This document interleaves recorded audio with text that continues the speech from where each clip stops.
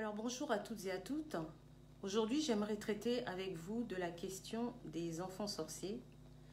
Et c'est la troisième partie, c'est-à-dire voir avec vous les autres dangers que vivent ces enfants sorciers et démontrer en quoi notre société est malade. Vous avez pu voir que dans la deuxième partie, dans la mesure où l'ensemble de la société congolaise croit en la sorcellerie, les églises indépendantes, dites églises de réveil, utilisent toute la croyance que le peuple congolais a en la sorcellerie comme un fonds de commerce. Et du coup, cela permet de légitimer la sorcellerie. Et si vous regardez dans la deuxième partie, je vous avais montré que le discours des pasteurs et prophètes autoproclamés, ainsi que les pratiques qu'ils vont faire, va amplifier, va augmenter l'imaginaire de la sorcellerie dans la tête des Congolais. Je vous avais aussi démontré dans la deuxième partie que le discours de la sorcellerie s'était modernisé et qu'il existait un lien, plusieurs liens même, entre la sorcellerie et l'économie. Et tout ça, en fait, ça permettait de pouvoir expliquer certains malheurs, par exemple comme les maladies, la perte d'emploi, le chômage, ou encore la perte d'argent et la perte de biens, les décès, etc. Dans la deuxième partie, en fait, je vous avais aussi montré que tous ces événements-là, en fait, pouvaient s'expliquer de façon rationnelle, pouvaient s'expliquer normalement, puisque les crises institutionnelles, le fait que l'État congolais soit démissionnaire dans différents domaines comme l'éducation, la santé, etc., et même le mauvais état de nos infrastructures, eh bien, tout ça, en fait, pouvait s'expliquer sans qu'on ait à expliquer ça de façon irrationnelle et à recourir à la sorcellerie. Et toujours dans la deuxième partie de ce thème-là, notre société est malade, la question du rôle des pasteurs, des prophètes autoproclamés des pasteurs, on a pu voir que les cérémonies de délivrance qui étaient organisées par ces personnes se réalisaient souvent en utilisant la violence physique sur les enfants, même la violence psychologique et verbale. Et que ces pseudo-thérapies avaient quelque chose de pervers dans le sens que pour que l'enfant puisse être libéré, il fallait que l'enfant avoue et accepte qu'il était sorcier. Et qu'à l'issue de toutes ces cérémonies de délivrance, il était très difficile pour les parents et même les tuteurs qui s'occupaient des enfants de les reprendre derrière.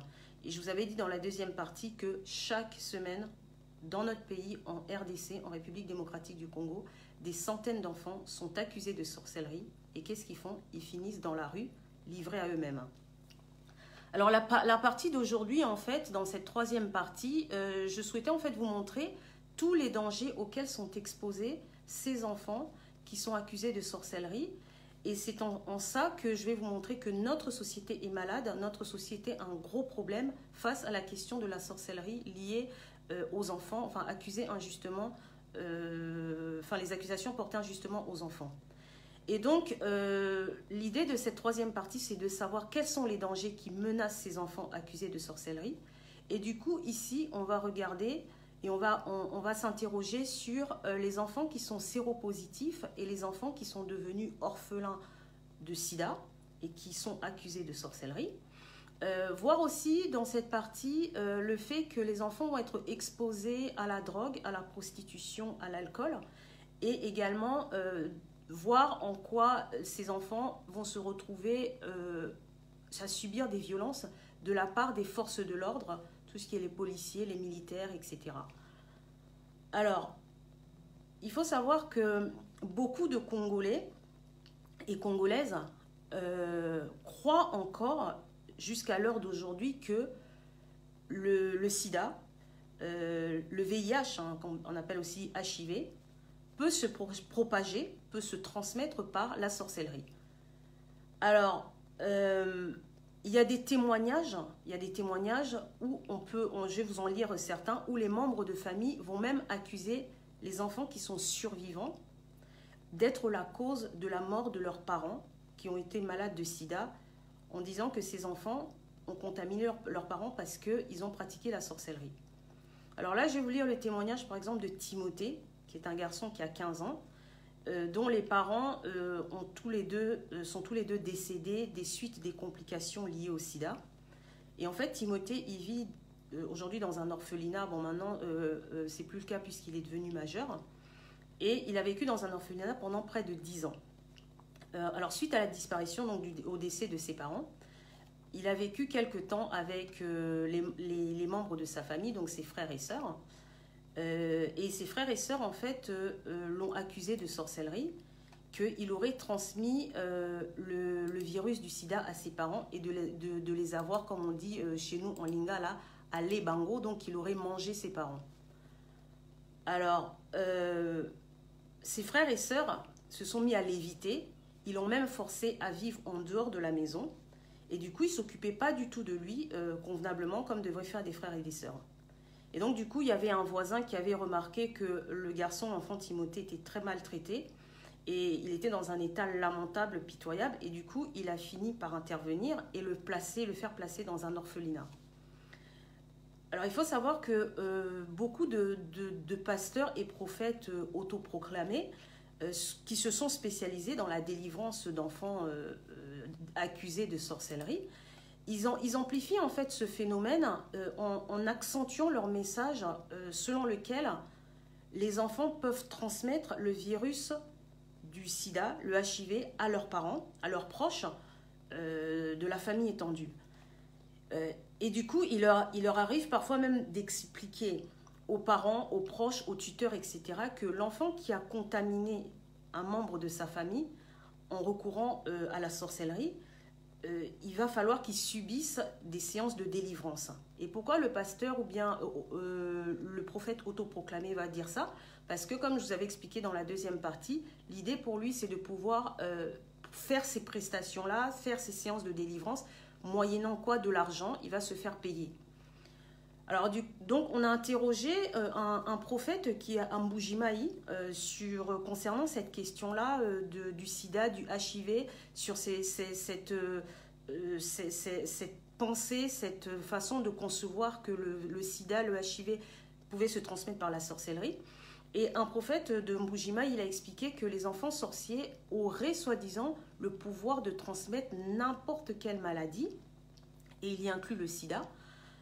Donc de le transmettre même à leurs proches, comme on dit qu'au bois comme malade, donc de même faire contaminer quelqu'un de façon mystique.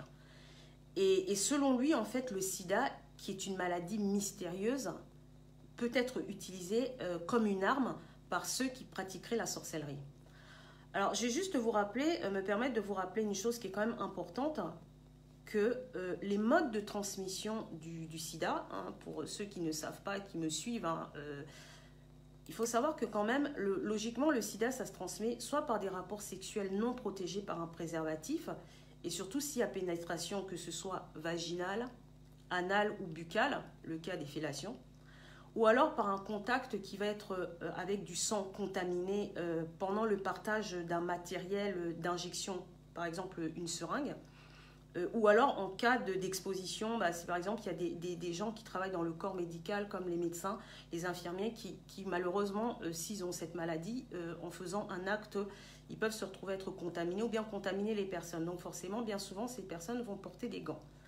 Et enfin, l'autre mode de transmission du sida, c'est par de la mère à l'enfant, en cas notamment d'absence de traitement de la maladie, l'absence de traitement de la mère, ou alors pendant l'allaitement. Ça, c'est vraiment les 3 situations où il y a transmission du sida et pas par la sorcellerie. Donc c'est là où vous voyez qu'il y a vraiment un manque de connaissance de la population, de certaines populations du Congo concernant cette question de la transmission du sida, et qui est même utilisée par les pasteurs et prophètes autoproclamés. Alors, ce qui est étonnant, c'est qu'il y a quand même beaucoup de ONG, de membres de la société civile qui ont fait des campagnes de prévention sur le sida, sur le HIV, pour sensibiliser la population congolaise en utilisant ce qu'on appelle la technique ABC, c'est-à-dire que, ce qui est le sigle en anglais pour la technique de l'abstinence, c'est-à-dire que pour ne pas transmettre le sida, il faut s'abstenir d'être en contact avec la personne, voilà. La fidélité et l'usage du préservatif. Ça, c'est essentiellement dans le couple. Mais malheureusement, en fait, ces campagnes de sensibilisation à ce jour n'arrivent pas à mettre fin à l'idée dans notre communauté selon laquelle le HIV, le VIH, peut être transmis par la sorcellerie. Donc cette idée continue encore à être dans la tête des gens en disant que un enfant, une personne qui serait sorcière, peut jeter la maladie, qu'au bois comme maladie, en français ça ne se dit pas jeter la maladie, mais transmettre une maladie, notamment le sida, par la sorcellerie. Et du coup, en fait, toutes ces campagnes de sensibilisation, de prévention ne sont pas assez efficaces pour permettre de lutter contre les violences que ces enfants vont subir parce qu'ils sont devenus orphelins du sida, parce que leurs parents sont morts, etc. Et malheureusement, ces enfants vont subir ces violences parce qu'ils sont accusés de sorcellerie, et donc ils se retrouvent à chaque fois vulnérables. Alors il faut savoir que il y a un mouvement en fait qui s'appelle le mouvement des jeunes pour l'excellence. Hein. Je ne sais plus si ça existe encore. Leur directeur en fait, dans leur mouvement est basé à Kinshasa et il s'occupe des enfants des rues et des veuves aussi. Et leur directeur avait déclaré que à peu près la moitié des enfants dont il s'occupait étaient affectés, donc étaient infectés par le sida, le HIV. Et beaucoup de ces enfants qui avaient été accusés de sorcellerie étaient tenus responsables du décès de leurs parents ou de leurs frères et sœurs, suite notamment à des complications de sida. Et ces enfants qui étaient accusés de sorcellerie, ils pouvaient faire l'objet de violences physiques, voire même affectives, c'est-à-dire qu'on ne va pas leur donner de l'amour, on ne va pas s'occuper d'eux, on va les laisser complètement à l'abandon, parce que, en fait, les personnes qui vont les prendre en charge, ils ont peur que les enfants puissent transmettre le sida dans leur maison parce qu'il faudrait soi-disant de la sorcellerie. Et du coup, ces enfants sont obligés de faire quoi? De devoir quitter la maison et se retrouver livrés à eux-mêmes dans la rue.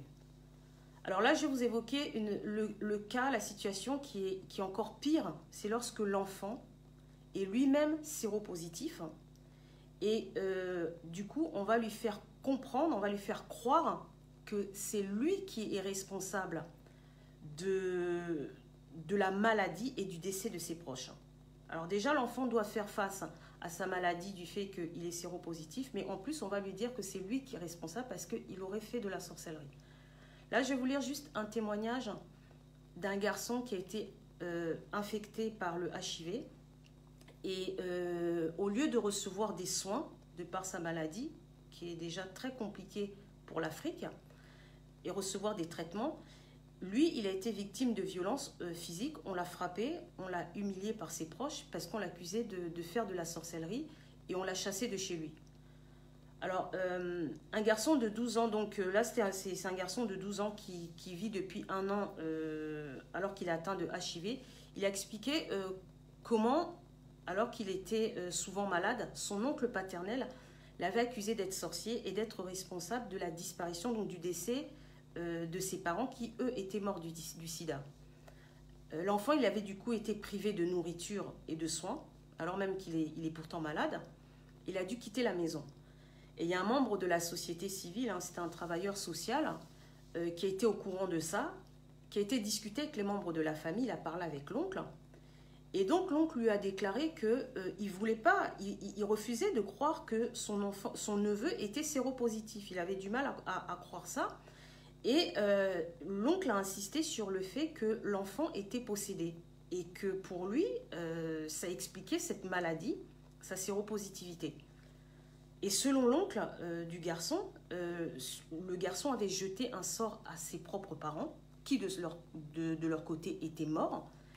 Et il croyait que le fait que s'il reprenait l'enfant chez lui, il avait peur que les autres membres de sa famille subissent le même sort, c'est-à-dire que l'enfant leur jette la maladie, comme on dit qu'au bois comme maladie, alors même que c'est une maladie qui scientifiquement peut s'expliquer la façon dont l'enfant a pu être contaminé. Alors, certains enfants, il faut savoir que lorsqu'ils deviennent orphelins du sida et qui sont accusés ensuite de sorcellerie par les membres de leur famille, ils subissent non seulement des violences, mais en plus, ils peuvent se retrouver aussi à être déshérités on va leur spolier leurs biens, c'est-à-dire qu'on va leur voler, on va leur prendre les biens que leurs parents leur auraient transmis puisque les parents sont décédés. Alors plusieurs de ces enfants qui se sont retrouvés dans le cas ont témoigné que ça va être souvent les proches de la famille, l'oncle, tante ou bien d'autres frères et sœurs auxquels l'enfant a été confié parce que leurs parents sont décédés du sida. Et là, je vais vous donner un témoignage, par exemple, de Paul, qui est un orphelin qui vit dans les rues de Kinshasa. Et il a dit que, en fait, ses parents sont morts des complications du sida. Et son oncle, qu'est-ce qu'il a fait? Il a vendu la maison de ses parents et il a refusé de s'occuper de Paul et de ses frères et sœurs. Et son oncle les a accusés de sorcellerie et il a refusé de nourrir l'enfant, de le vêtir convenablement, de payer même toute sa scolarité pour que l'enfant puisse continuer à réaliser ses projets. Parce que quand il avait vendu la maison des parents de Paul, il y avait de l'argent qui était resté et l'oncle, qu'est-ce qu'il a fait? Il a gardé tout l'argent pour lui. Donc là, vous voyez que l'enfant, non seulement il subit des violences physiques, il subit déjà la perte de ses parents, il est injustement accusé de sorcellerie, il subit des violences physiques, mais en plus on fait quoi? On lui vole son héritage, au prétexte pour ça, pour l'écarter de son héritage, on va l'accuser de sorcellerie. La même chose, il y a le témoignage de Simon, il a 12 ans, il a raconté que son père, qui avait plusieurs terres, des parcelles de terre, qu'il louait à d'autres fermiers, et quand son père est mort du sida, ses oncles ont divisé les terres et ont vendu tous les biens. Et comme Paul et Simon, ils avaient été accusés de sorcellerie et chassés de leur maison, et les membres de leur famille, et là en l'occurrence oncle ou tante, avec qui ils vivaient depuis le décès de leurs parents, ils se sont retrouvés écartés par ces personnes.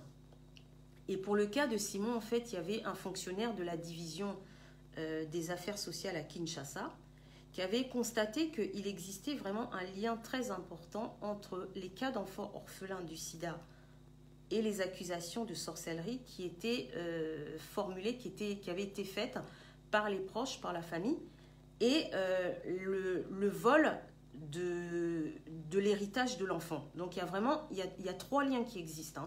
Donc le fait que l'enfant soit chassé, le fait que l'enfant soit accusé de sorcellerie et le fait que l'enfant, on lui vole son patrimoine, son héritage par les proches de la famille.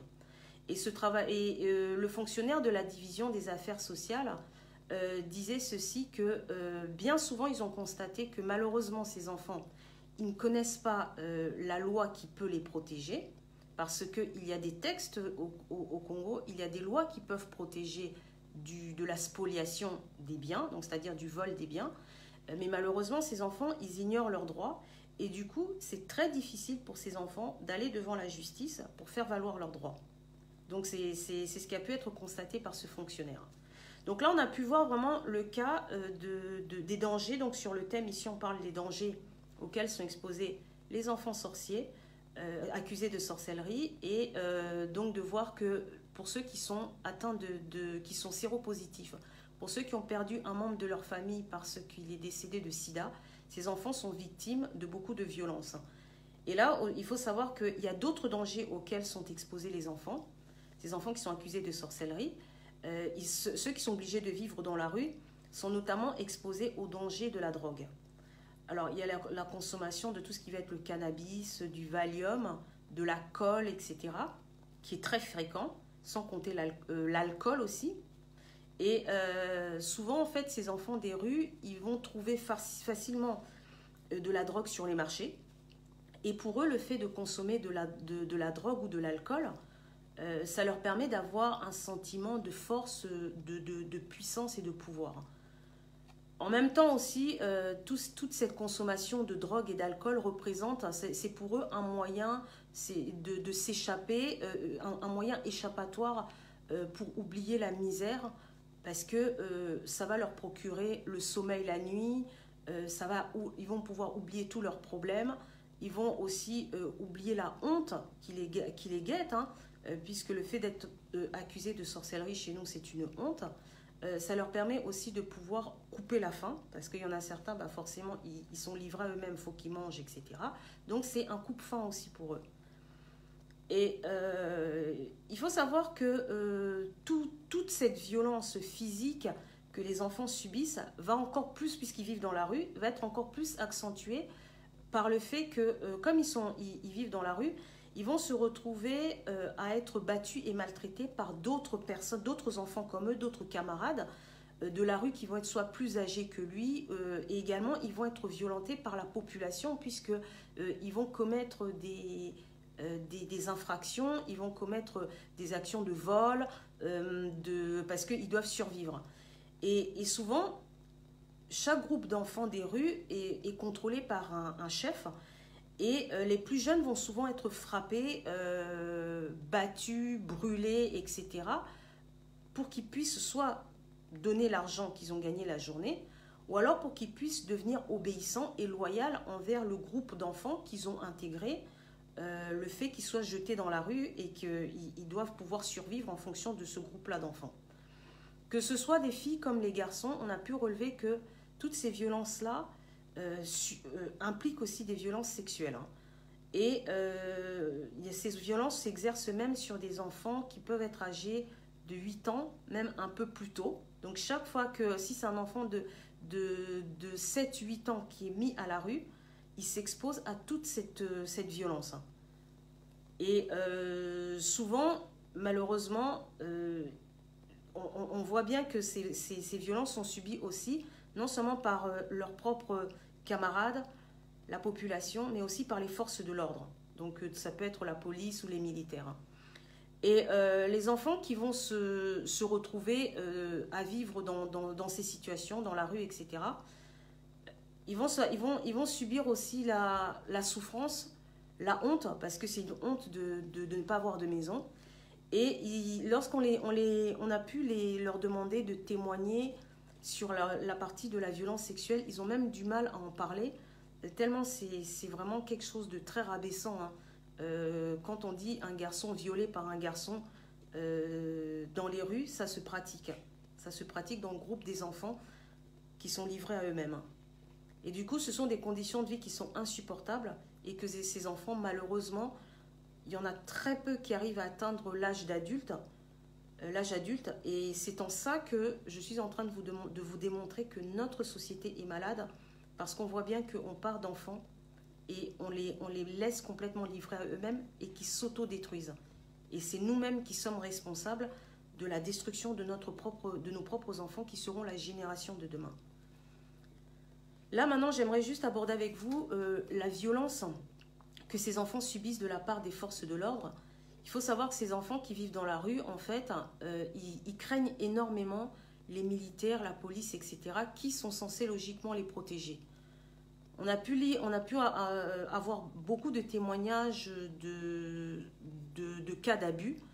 Alors des abus comme le vol, les enfants vont être menacés et il se retrouve même certains de ces enfants qui sont violés par les militaires, même des policiers.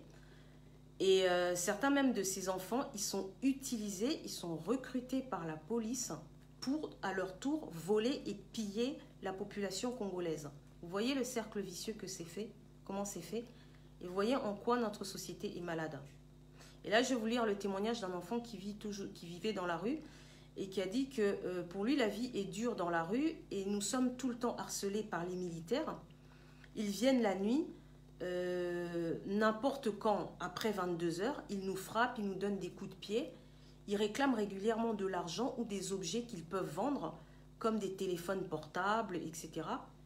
C'est seulement ceux qui arrivent à s'enfuir et qu'on ne va pas rattraper qui sont hors danger.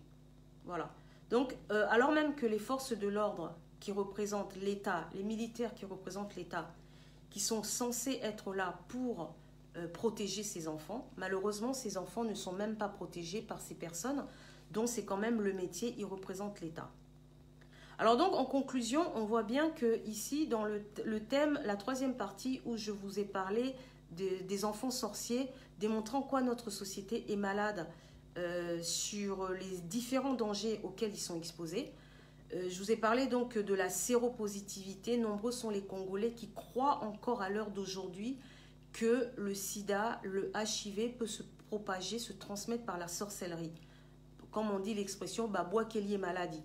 Et que de nombreux pasteurs et prophètes autoproclamés qui sont spécialisés dans la délivrance d'enfants qui sont possédés ils utilisent cette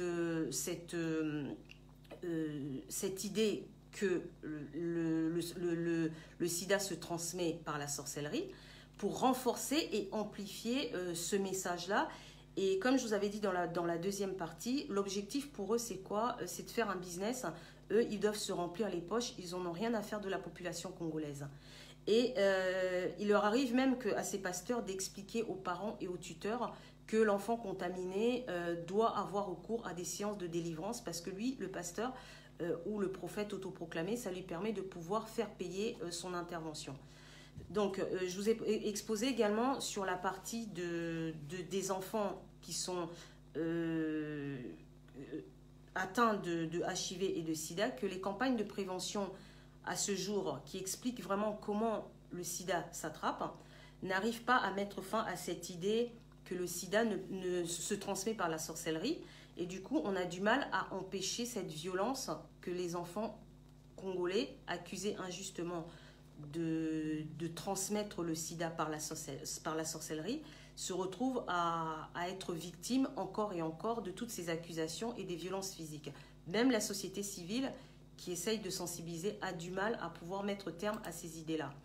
Et pour les enfants qui sont devenus orphelins en raison de leurs parents qui sont décédés de sida, on a pu voir que la situation est catastrophique, puisque du coup, eux ainsi que d'autres enfants se retrouvent déshérités.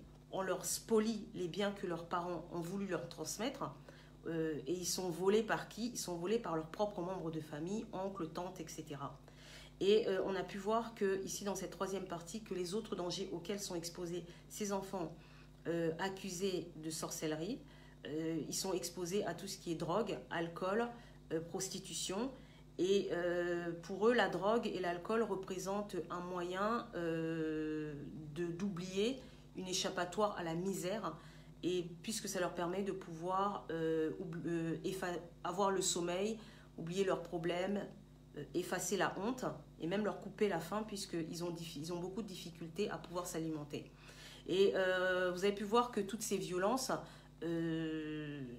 continuent encore et encore à s'amplifier. Et lorsque les enfants sont dans la rue, ils sont eux-mêmes violentés par d'autres enfants qui sont dans la rue pour les soumettre à l'obéissance.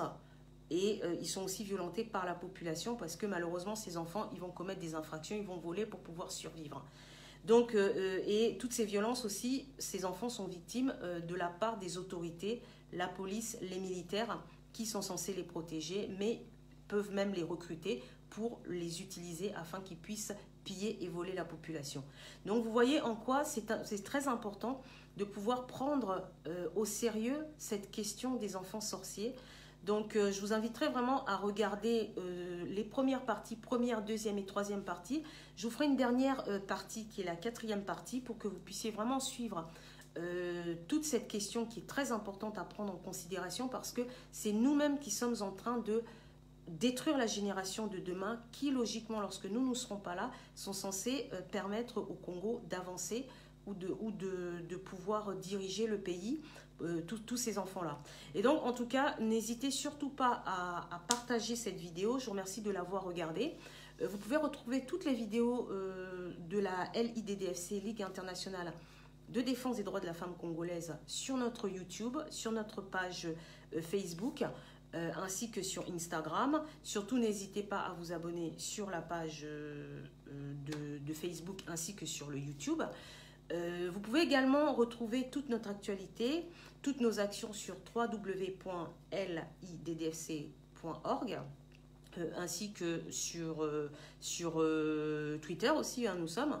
Et donc, avant de vous quitter, je vous rappellerai juste que la LIDDFC a mis en place une ligne d'écoute des victimes congolaises qui est accessible au +33 980 95 16. Je répète, +33 980 95 16, qui est un espace privé pour toutes les victimes de violences qui souhaitent se confier en toute confidentialité. Et sachez que nous sommes là pour vous répondre par des bénévoles qui parlent le Lingala, Kikongo, Chiluba Swahili. Et enfin, pour ceux qui souhaitent nous faire un don pour soutenir toutes nos actions, surtout n'hésitez pas à aller sur notre site internet. Vous pouvez retrouver nos coordonnées bancaires à la fin bon, ça je vous mets à la fin de la vidéo, mais en tout cas, vous pouvez le retrouver sur le site internet. Je vous remercie, je vous demande de partager massivement cette vidéo. Je vous souhaite à tous une très bonne journée pour ceux qui sont dans le créneau de l'après-midi. Pour ceux qui se lèvent, en tout cas, un bon jour. Ceux qui sont à table, un très bon appétit. Et pour ceux qui sont sur le créneau du soir, je vous souhaite une très bonne soirée et je vous dis à très bientôt pour la 4e partie de Notre société est malade, la question des enfants sorciers. Ciao, bye bye!